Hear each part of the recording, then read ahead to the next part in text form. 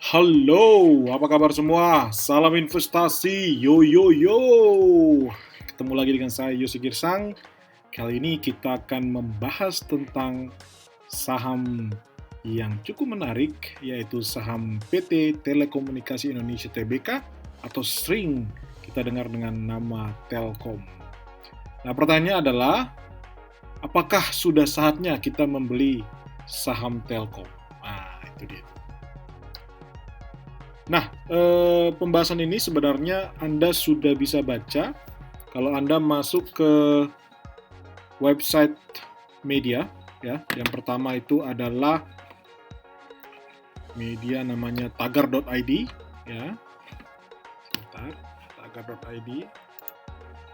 Nah, di sini Anda bisa baca. Yang kedua juga saya sudah upload di website saya sendiri, yosigirsang.com. Anda tinggal pilih. Oke, kita kembali ke yang tadi.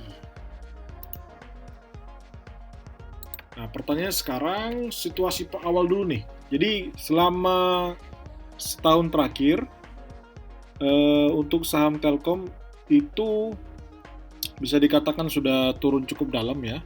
Seperti kita ketahui bahwa saham Telkom ini adalah merupakan atau perusahaan ini adalah perusahaan badan usaha milik negara atau BUMN, karena memang 50% lebih dari sahamnya itu dimiliki oleh pemerintah Indonesia, dalam hal ini adalah Kementerian BUMN. Nah, sekitar di 25 Agustus di sini, ya, di 25 Agustus itu saham Telkom pernah menyentuh harga 4.500, ya. Dan per hari ini kita di tanggal 24 Maret saya record ini, itu saham Telkom sudah turun sampai 2.620. Jadi udah turun 41,7% dibandingkan nilai tertingginya dalam setahun terakhir. Wow, udah luar biasa turun ya. Nah, tentu pertanyaannya selanjutnya adalah, ini sudah menarik nggak nih untuk dibeli gitu ya. Nah, mungkin kita balik sedikit sejarah dari Telkom ya. Kalau kita masuk ke website dari Telkom. Di sini dia. Telkom itu sebenarnya mungkin yang paling sering Anda dengar adalah anak perusahaannya, yaitu Telkomsel. Jadi Telkom itu adalah grup Telkom, yang mana Telkom itu bisa dibilang sudah melewati fase-fase yang cukup banyak, fase-fase disrupsi di teknologi, dan mereka terbukti bisa melewati itu dengan visinya saat ini menjadi digital telco pilihan untuk memajukan masyarakat. Ya. Nah, kalau dari sejarahnya, Telkom itu pernah harus menghadapi disrupsi berkali-kali, dan terbukti hingga saat ini Telkom masih eksis ya, dan bahkan masih termasuk market leader atau pemimpin di pasarnya di dunia telekomunikasi di Indonesia. Nah, fase pertama itu tahun 1882, di mana pada waktu itu muncullah telepon yang menyaingi layanan pos dan telegraf. Padahal telegraf sendiri itu udah terkenal dan berkembang sejak tahun 1852 gitu. Nah, akhirnya dengan Telkom Group ini di tahun itu berhasil membuat saluran kabel lah sampai 2.000-7.000 km dan mengkoneksikan Jawa, Sumatera, Sulawesi, dan Kalimantan.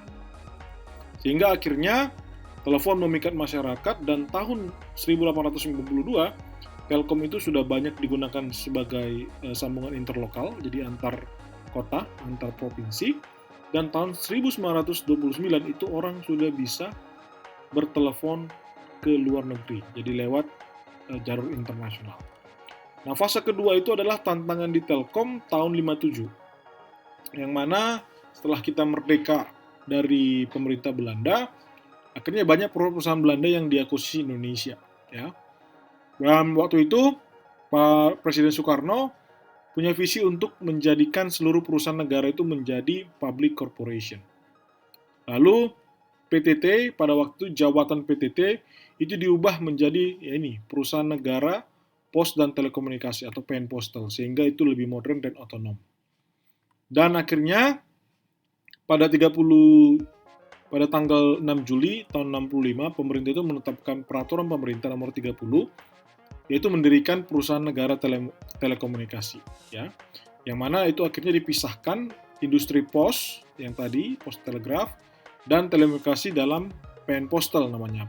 PN, perusahaan negara, pos, dan giro, dan satu lagi adalah PN telekomunikasi. Jadi dibagi dua, satu pos dan giro, satu lagi telekomunikasi. Nah, tujuannya apa? Supaya fokus mengelola portofolio bisnis dari perusahaan ke depannya. Nah, ini logonya nih, seperti ini. Nah, fase ketiga, Anda mungkin masih ingat tahun 95, waktu itu mulai orang mengenal teknologi GSM, handphone, mobile phone, dan itu sendiri sudah mulai mengancam keberadaan telepon fix yang biasanya kita gunakan di rumah ataupun di kantor. Nah, Telkom Indonesia pada waktu itu mau nggak mau melakukan self-disruption, jadi berusaha untuk berubah, sehingga tahun 95 Telkom akhirnya mendirikan dan meluncurkan kartu halo pasca bayar pada waktu itu. Ya, saya masih ingat ya waktu saya kuliah tahun 2000 sangat jarang ada orang punya kartu halo ya, karena biasanya itu orang-orang yang bekerja yang medium ke atas lah gitu pada waktu itu. Dan akhirnya tahun 97 Telkom itu sudah bisa hadir di hampir seluruh provinsi di Indonesia. Nah, sampai akhirnya menjadi Telkom perusahaan terbuka atau TBK pada waktu kepemimpinan Bapak Setianto P. Santosa. Itu dia. Nah, itu kurang lebih sejarah dari Telkom. Bahkan di Agustus tahun,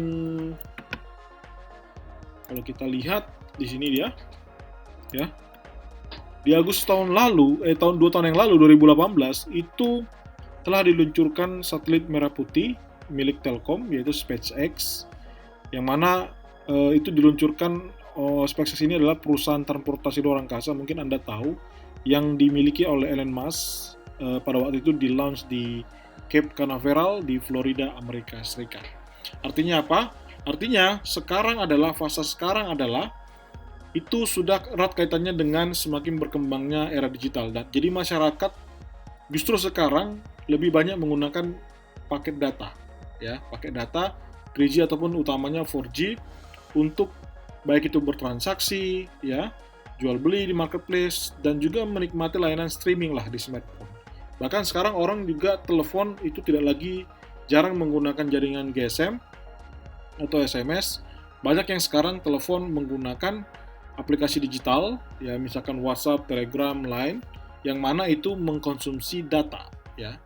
Makanya mungkin dari Telkom melihat opportunity ini sehingga mulai menyiapkan salah satunya adalah infrastruktur. Nah, kalau kita bicara tentang segmennya, jadi Telkom itu sebagai badan usaha milik negara, pemerintah itu memiliki kurang lebih 52,09% sahamnya, atau kalau dalam lembar itu sekitar 51,6 miliar lembar saham. Ya, karena dia lebih dari 50%, makanya disebut badan usaha milik negara. Dan Telkom saat ini ternyata memiliki 12 anak usaha, dan itu sebagai pemilihan langsung, dan ada juga 21 anak usaha dengan kepemilikan tidak langsung. Yang mana menurut hemat kami ini cukup besar ya jumlahnya ya gitu ya. Menurut hemat kami harusnya ini bisa dikurangi. Jadi kalau Anda masuk ke laporan perusahaan Telkom di sini, saya bisa lihat ya. Apa saja anak perusahaan yang dimiliki oleh Telkom. Ini saya buka laporan 2018 karena full year 2019-nya belum ada. Nah, yang mungkin paling terkenal ini, saya besarin dulu.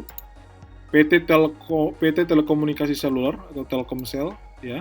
Ini yang melaunching produk Halo, ya. Jadi bergerak sebagai operator fasilitas telekomunikasi. Nah, ada kurang lebih 12 anak usaha yang langsung, kepemilikan langsung, ya, yang sahamnya mayoritas dimiliki oleh Telkom atau PT Telekomunikasi Indonesia. Nah, ini dia list-listnya. Nah, ada juga yang entity yang kepemilikannya nggak langsung. Seperti contohnya ini Sigma Cipta Caraka, Sigma, ya, ada Infomedia Nusantara, Infomedia, ya, bahkan ada Telkom Denmark. Nah, ini yang menurut hemat kami ya seperti kondisi di Garuda Indonesia, di Aneka Tambang. Kita tahu bersama bahwa permasalahan di BUMN itu adalah anak usahanya terlalu besar. Organisasi terlalu besar yang kadang-kadang di bawah itu sebenarnya bisa jadi anak usaha itu tidak efisien. Justru membebani perusahaan dari sisi cost. Makanya menurut kami dari direksi Telkom, hal ini bisa juga menjadi salah satu kesempatan untuk memperbaikilah kurang lebih begitu. Saat ini Telkom itu dipimpin oleh Pak Ririk Adriansyah, ya.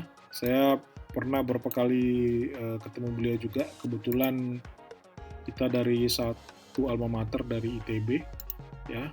Beliau orangnya bisa dibilang dari sisi karir lama di dunia teknologi informasi juga, ya.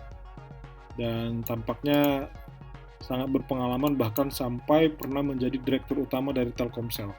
Ya, seperti mungkin Anda belum tahu, jadi hampir 70% saat ini pendapatan dari Telkom justru disumbang atau ditopang oleh anak usahanya yaitu Telkomsel. Itulah kenapa mungkin pernah disampaikan oleh Menteri BUMN Pak Erick Thohir, ya, harusnya orang kenapa enggak beli saham langsung Telkomsel aja gitu kan, itu kan lebih menarik. Dan kami sendiri dari tim Tagar sangat amat mendukung kalau ide dari Pak Erick ini bisa dilaksanakan sehingga masyarakat bisa ikut memiliki saham Telkomsel daripada saham Telkom gitu. Nah, kita kembali sedikit ke ini dia, segmen bisnis. Jadi sumber pendapatan Telkom di 2019 ini berdasarkan laporan terakhir di kuartal ketiga 2019 itu bisa dikatakan paling besar di 64% porsinya itu di data internet dan jasa teknologi informatika. Itu yang paling besar, ya. Sementara nomor kedua itu dari telepon seluler, ya, yang nilainya sekitar 19%. Sebelum masuk ke sana, di total pendapatan Telkom di kuartal ketiga itu sekitar 102 triliun rupiah. Jadi kalau kita setahunkan itu setara dengan 134,2 triliun.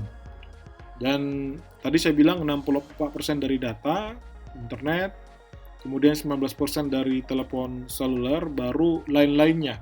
Lain-lainnya itu bicara tentang CPA terminal, penjualan peripheral, sewa menara, telekomunikasi, call center service, dan e-payment lah. Itu kurang lebih ada 7% di sini.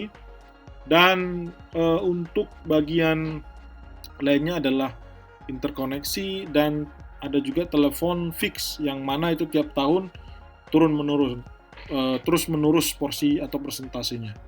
Mungkin teman-teman pernah dengar ada yang disebut dengan bisnis legacy, yaitu bisnis layanan percakapan dan SMS yang biasanya kita lakukan lewat telepon ataupun lewat SMS, itu lewat handphone, itu juga terus mengalami penurunan karena tadi yang saya jelaskan, masyarakat sekarang mulai beralih untuk melakukan percakapan dengan telepon dan SMS dengan aplikasi digital yang berbasis data, jadi WhatsApp, Telegram, ya, ada Line atau macam-macam lah gitu ya.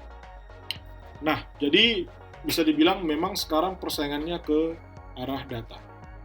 Dan mayoritas itu dipegang oleh Telkomsel sebagai anak usaha. Nah, sekarang kita lihat ini grafik dari pendapatan dan laba bersih Telkom dari 2014 sampai 2019. Jadi kurang lebih 6 tahun. Dalam 6 tahun terakhir, ya, pendapatan Telkom itu menunjukkan tren meningkat sebenarnya. Walaupun di 2 tahun terakhir, khususnya di 2018 dan 2019, itu pertumbuhannya hanya di bawah 3%. Ya, khusus untuk 2019 sendiri, itu kalau disetahunkan, itu sebenarnya pendapatan Telkom dibanding 2018 hanya tumbuh 2,6%. Yang menurut saya ini cukup kecil, bisa dibilang sangat kecil. Ya, dan memang di laba bersih sendiri dari 2014 kalau di laba bersih sendiri dari 2014-2017 itu masih ada pertumbuhan yang lumayan signifikan lah bisa kita bilang. ya, kalau Anda lihat itu rata-rata sekitar 15,5% per tahun. Dari 2014 itu kan 14 triliun kurang lebih, 14,4 triliun. Di 2017 sudah menjadi 22,1 triliun gitu. Namun di 2018 itu drop sampai minus 18,6%, itu ke level 18 triliun. Jadi dari 22,1 triliun di 2017 menjadi hanya 18 triliun di 2018. Apa yang terjadi? Ini memang terjadi karena adanya persaingan ketat perang harga di 2018. Mungkin teman-teman masih ingat pada waktu itu pemerintah lewat Kominfo mulai mengimplementasikan kebijakan pendaftaran kartu SIM untuk yang prabayar, ya, yang mana akhirnya di situasi tersebut mau nggak mau bisnis model dari Telkom itu diubah, yang awalnya dari penjualan kartu perdana menjadi ke penjualan paket isi ulang. Nah, banyak para operator-operator ketika menjual dari produk layanan datanya itu berusaha untuk banting harga, untuk mengejar semakin banyak orang yang pada waktu itu supaya meregistrasi SIM prabayarnya dengan menggunakan layanan mereka. Telkom melihat hal ini tidak sehat untuk jangka panjang dan dia berani mengambil keputusan, Pak Ririk waktu itu berani mengambil keputusan untuk menjaga harga yang pas supaya dari sisi operasional juga itu masih tetap menguntungkan. Itulah kenapa turun di 18 triliun di 2018 dan di 2019 itu sudah kurang lebih kalau disetahunkan menjadi 20,2 triliun. Jadi sudah ada tren positif yang menurut saya ini bagus sekali, sekitar 12,4% naik di 2019 dibanding 2018. Nah, kalau kita bicara net profit margin, jadi mungkin Anda yang baru mendengar podcast saya ataupun Anda baru melihat YouTube saya, jadi di net profit margin itu adalah rasio yang digunakan untuk melihat apakah perusahaan itu efisien atau tidak. Jadi rumusnya sangat simpel, laba bersih perusahaan itu dibagi dengan pendapatan perusahaan. Artinya kan laba bersih itu kan diperoleh dari pendapatan perusahaan setelah dikurangi beban-beban usahanya sampai kepada pembayaran hutang, sampai kepada pembayaran pajak, ya. Nah, sehingga kalau biasanya saya memilih perusahaan yang profit margin-nya itu di atas 10%. Nah, khusus untuk Telkomsel, untuk Telkom, itu profit margin-nya di level belasan persen masih di atas 10%. Kalau kita lihat di grafik dari 2014 ke 2017 itu range-nya sekitar 15-17%. Nah, itu dia memang drop di 2018 seperti yang saya jelaskan tadi, ada perang harga di layanan data, which is memang layanan data itu kan 64% dari pendapatan Telkom. Namun di 2019 itu naik lagi ke 15% untuk net profit margin-nya. Sedangkan return on equity itu mungkin ada yang belum tahu, formulanya adalah membagi laba bersih perusahaan dibagi dengan ekuitas atau modal yang dimiliki oleh pemegang saham. Jadi artinya berapa laba bersih yang bisa dihasilkan per setiap rupiah yang diinvestasikan oleh pemegang saham di perusahaan. Nah, biasanya saya mengambil return on equity itu minimal sekitar 15%. Dan memang kalau kita lihat sekarang dari 2014 sampai 2017 return on equity dari Telkom itu masih di atas 20%. Bahkan di 2017 cukup tinggi di 23,9. Nah, dia drop di 2018 18,2. Namun balik lagi trennya positif di 2019 sekitar 20,3. Dan masih masuk kepada range yang kita harapkan, which is itu di atas 15%. Sebagai informasi, ada satu research yang dilakukan oleh Deutsche Bank pada waktu itu membandingkan layanan data Telkomsel di kuartal keempat 2015. Pada waktu itu labanya masih sekitar Rp44 per megabyte. Namun karena perang harga itu langsung kelihatan di kuartal 1 2019 laba itu langsung turun dari yang awalnya 44 megabyte di 2015 itu hanya menjadi Rp44 per megabyte sebelumnya di 2015 menjadi Rp9,7 rupiah per megabyte di kuartal 2019. Jadi turunnya sangat signifikan. Itulah yang menggerus net profit margin dan return on equity dari perusahaan. Tapi ya masih masuk dari range ataupun syarat yang biasanya kita lakukan untuk memilih perusahaan yang sehat atau tidak. Nah, berdasarkan situasi-situasi inilah, pertanyaannya sekarang apakah saham Telkom layak dibeli, gitu ya? Saya sih melihat begini, yang tadi pertama kita masih melihat ada kesempatan yang bagus untuk direksi dari Telkom untuk melihat apakah ada pertama anak perusahaan yang mungkin bisa ditutup atau diakuisisi kalau itu membebani, sehingga nanti bisa menaikkan NPM dan juga return on equity dari perusahaan, sehingga kedepannya perusahaan juga yang setiap periode itu akan ada selalu disrupsi, itu bisa fleksibel dan siap untuk menghadapi fase perubahan yang akan datang.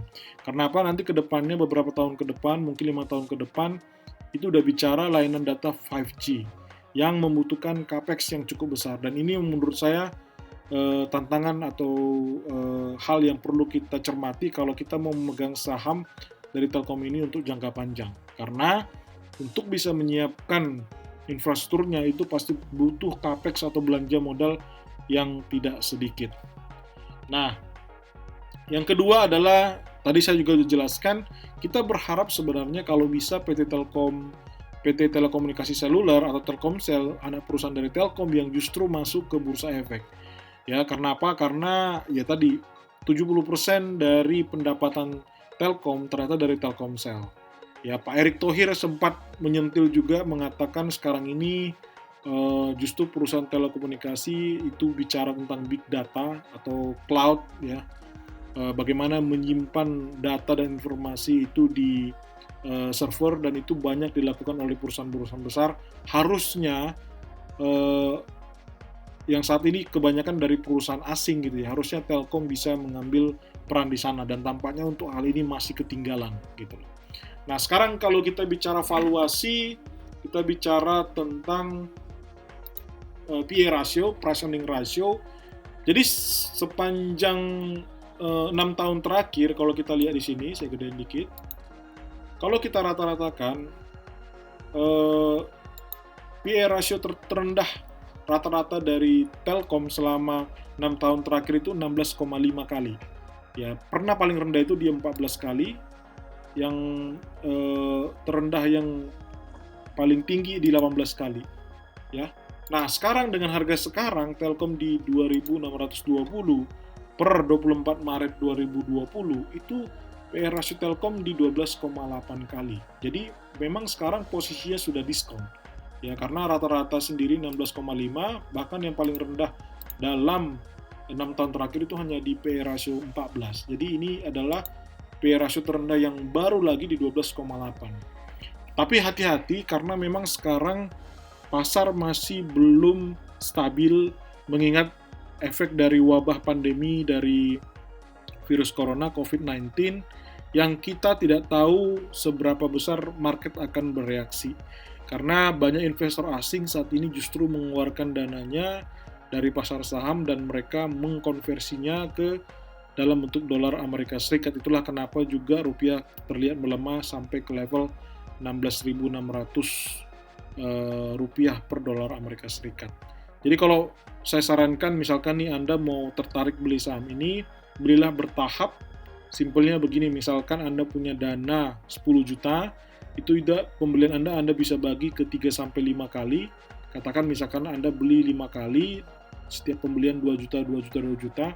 Nah, dibikin interval 3-5%, ya, 3-5%. Jadi misalkan hari ini harganya 2.620, setelah dia turun 3-5% Anda bisa masuk lagi sampai akhirnya nanti tidak masalah nanti kalau toh setelah Anda beli ternyata masih uang Anda sudah habis dan dia masih turun lagi, karena memang di pasar saham yang penting Anda beli di diskon, di harga diskon. Kalau misalkan masih turun lagi, ya itulah ada risiko di pasar saham, ya. Yang penting Anda beli di harga diskon, karena biasanya nanti setelah situasi membaik, biasanya perusahaan-perusahaan yang secara kinerja sebenarnya bagus itu akan kembali ke harga semula dan bahkan bisa lebih tinggi, yaitu berdasarkan histori yang terjadi di tahun 98 dan di 2008. Ya, nanti akan ada video menjelaskan ini, bagaimana IHSG, kapan IHSG akan kembali bisa bangkit lagi. Anda saksikan aja atau Anda tunggu saja podcast maupun videonya di yang berikutnya. Jadi itu dulu segala keputusan beli dan jual dari saham Telkom ini menjadi tanggung jawab teman-teman sendiri. Kami di sini tim ekonomi Tagar ya bertujuan memberikan edukasi, kami sharing apa praktis yang kami lakukan, dan semoga itu juga bisa digunakan teman-teman untuk memutuskan menjual atau membeli dari saham perusahaan. Terima kasih untuk waktunya, semoga bermanfaat. Salam investasi, Yosi Girsa.